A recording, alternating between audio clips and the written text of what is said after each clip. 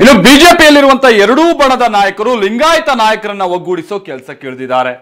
ನಿನ್ನೆ ಯತ್ನಾಳ್ ಸಭೆ ನಡೆಸಿದ್ರೆ ರೇಣುಕಾಚಾರ್ಯ ಕೂಡ ಅಲ್ಲಲ್ಲಿ ಸಭೆ ಮಾಡ್ತಿದ್ದಾರೆ. ಈ ಮಧ್ಯೆ ಪ್ರತ್ಯೇಕ ಸಭೆ ನಡೆಸದಂತೆ ಯಡಿಯೂರಪ್ಪ ಅವ್ರ ಬಣಕ್ಕೆ ಅಂತಾನೆ ರೇಣುಕಾಚಾರ್ಯದ ನೇತೃತ್ವದಲ್ಲಿ ಏನೊಂದು ಬಣ ಇದೆ ಅವ್ರ ಬಣಕ್ಕೆ ಸೂಚನೆ ಕೊಟ್ಟಿದ್ದಾರೆ ಅಂತ ಹೇಳ್ತಾ ಇದ್ರೆ ಇದೆಲ್ಲ ನಾಟಕಾರಿ ಅಂತ ಯತ್ನಾಳ್ ಟಾಂಗ್ ಕೊಡ್ತಾ ಇದ್ದಾರೆ.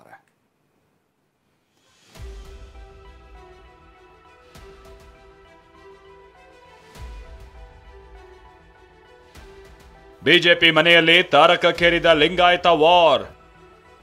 ಯಡಿಯೂರಪ್ಪ ಲಿಂಗಾಯತ ನಾಯಕ ಅಲ್ಲ ಎಂದ ಯತ್ನಾಳ್.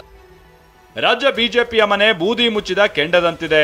ಒಂದ್ ಕಡೆ ವಿಜೇಂದ್ರ ಬಣದ ರೇಣುಕಾಚಾರ್ಯ ಜಿಲ್ಲೆಯಲ್ಲೂ ಸಭೆ ನಡೆಸಿ ಸಮಾವೇಶಕ್ಕೆ ಬ್ಲೂ ಪ್ರಿಂಟ್ ಹಾಕ್ತಿದ್ದಾರೆ. ಹೀಗಿರುವಾಗಲೇ ಇತ್ತ ಯತ್ನಾಳ್ ಟೀಮ್ ಮತ್ತೊಂದು ಲಿಂಗಾಯತ ಸಭೆ ನಡೆಸಿದೆ. ನಿನ್ನೆ ಲಿಂಗಾಯತ ಮುಖಂಡರ ಸಭೆ ನಡೆಸಲಾಗಿದ್ದು ದೆಹಲಿಗೆ ನಿಯೋಗ ಕೊಂಡೊಯ್ಯುವ ಬಗ್ಗೆ ಸಮಾಲೋಚನೆ ನಡೆಸಲಾಗಿದೆ. ನಿನ್ನೆ ಸಭೆ ಬಗ್ಗೆ ಪ್ರತಿಕ್ರಿಯಿಸಿರುವ ಯತ್ನಾಳ್ ಮತ್ತೊಮ್ಮೆ ಯಡಿಯೂರಪ್ಪ ಲಿಂಗಾಯತ ನಾಯಕ ಅಲ್ಲ ಅಂತ ಗುಡುಗಿದ್ದಾರೆ.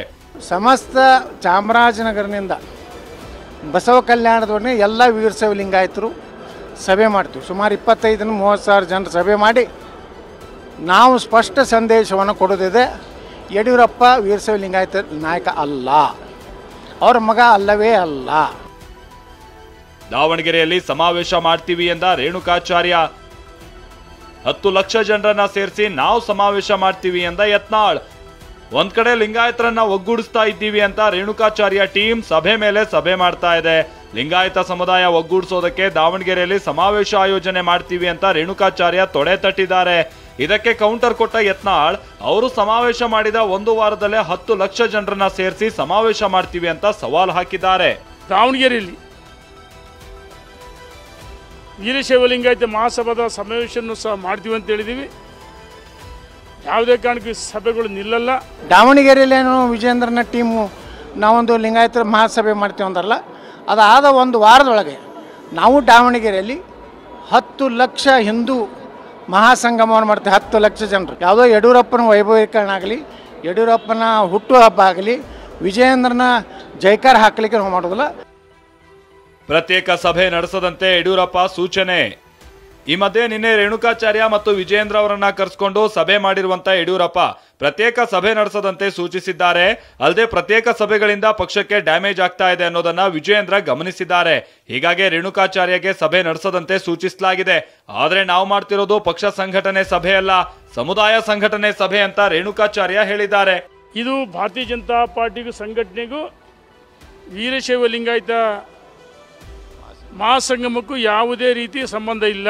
ವೀರಶೈವ ಲಿಂಗಾಯತ ಒಳಪಂಗಡ ಒಂದಾಗಬೇಕು, ಜಾತಿ ಜನಗಣತಿ ವಿರೋಧ ಮಾಡಬೇಕು. ಭಾರತೀಯ ಜನತಾ ಪಾರ್ಟಿ ಸಂಘಟನೆಗೂ ಸಮಾಜದ ಸಂಘಟನೆಗೂ ಯಾವುದೇ ರೀತಿ ಸಂಬಂಧ ಇಲ್ಲ. ಯಡಿಯೂರಪ್ಪ ಸೂಚನೆ ಕೊಟ್ಟಿರೋ ಬಗ್ಗೆಯೂ ಪ್ರತಿಕ್ರಿಯಿಸಿರುವ ಯತ್ನಾಳ್ ಇದೆಲ್ಲ ನಾಟಕ ಅಂತ ಕಿಡಿಕಾರಿದ್ದಾರೆ. ನಾನು ಎಚ್ಚರಿಕೆ ಕೊಡ್ತೀನಿ, ಯಾರು ಯಾವುದು ಅದಾದ್ಮೇಲೆ ಎಲ್ಲ ಕಡೆ ಅಡ್ಡಾಡಿ ಮಾಡಿದ್ರಲ್ಲ. ಚಿಕ್ಕಮಂಗ್ಳೂರು ಹೋಗಿದ್ರು, ಅಲ್ಲೆಲ್ಲ ಹೊಸಪೇಟೆಗೆ ಹೋದಾಗ ಅವಮಾನ ಆಯಿತು. ಅವಾಗ ಒಮ್ಮಿಂದೊಮ್ಮೆ ಯತ್ನಾಳ್ ನಮ್ಮ ನಾಯಕ ಅಂತ ಒಪ್ಕೊಂಡ್ರು. ಎಲ್ಲ ನಾಟಕ ಇದೆ.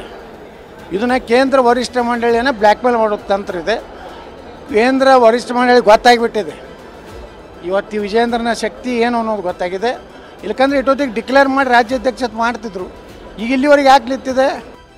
ಈ ಮಧ್ಯೆ ಬಿಜೆಪಿ ರಾಜ್ಯಾಧ್ಯಕ್ಷರ ಬದಲಾವಣೆಯಲ್ಲಿ ರಾಷ್ಟ್ರೀಯ ನಾಯಕರ ತೀರ್ಮಾನವೇ ಅಂತಿಮ ಅಂತ ರಾಮುಲು ಹೇಳಿದ್ದಾರೆ. ತಮ್ಮನ್ನೂ ಪರಿಗಣಿಸುವಂತೆ ತಾವು ಮಾಡಿದ ಸಾಧನೆಯನ್ನು ಹೇಳಿದ್ದಾರೆ. ಯತ್ನಾಳ್ ಲಿಂಗಾಯತರನ್ನೆಲ್ಲ ಒಗ್ಗೂಡಿಸ್ತಾ ಇದ್ದಾರೆ. ರೇಣುಕಾಚಾರ್ಯ ಕೂಡ ಸಮುದಾಯವನ್ನ ಒಗ್ಗೂಡಿಸಿ ಸಮಾವೇಶ ಮಾಡ್ತೀವಿ ಅಂತಿದ್ದಾರೆ. ಎರಡೂ ಬಣದಲ್ಲೂ ಸೈಲೆಂಟ್ ಗೇಮ್ ನಡೀತಾ ಇದೆ ಅನ್ನೋದಂತೂ ಸತ್ಯ. ಕಿರಣ್ ಹನಿಯಡ್ಕ ಜೊತೆ ಪ್ರಮೋದ್,